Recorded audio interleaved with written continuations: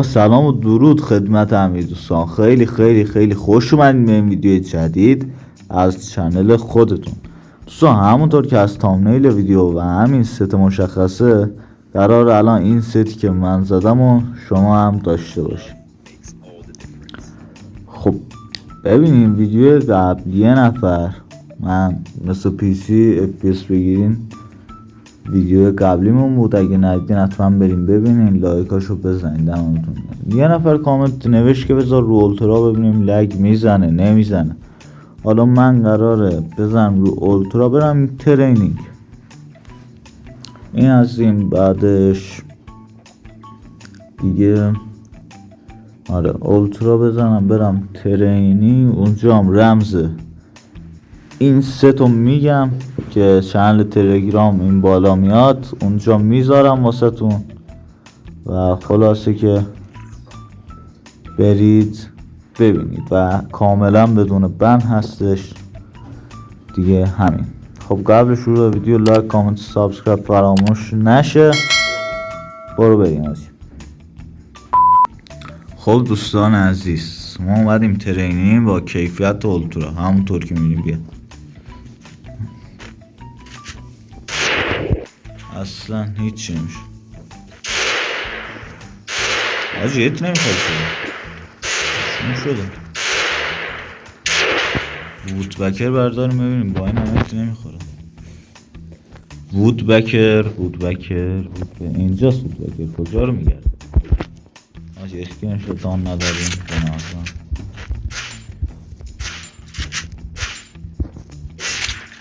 بالاخره آجی نمیشه. چرا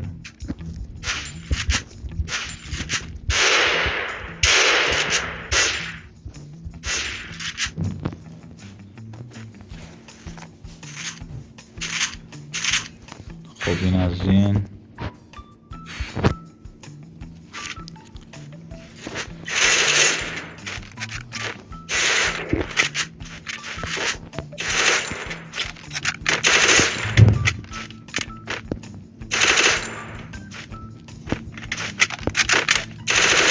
دوستان گل همینطور که میبینیم لگ اصلا نداره. ببین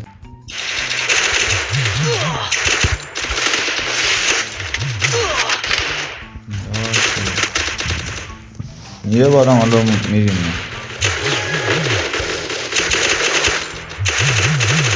بفرما چه پولادی میزنم. آجی هیچ نمیخوره. سلام لاشی نزن منو. من کجا میگم چی میگم؟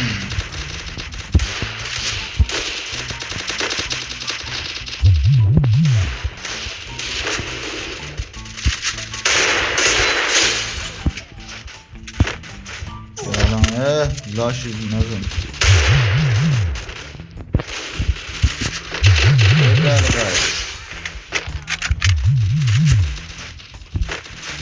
از اون مدد چی میاد؟ وایسا بیا بیرون.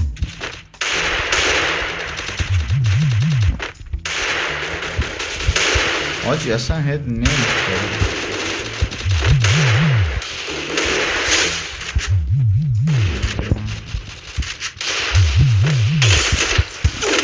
آجی خیلی وزن.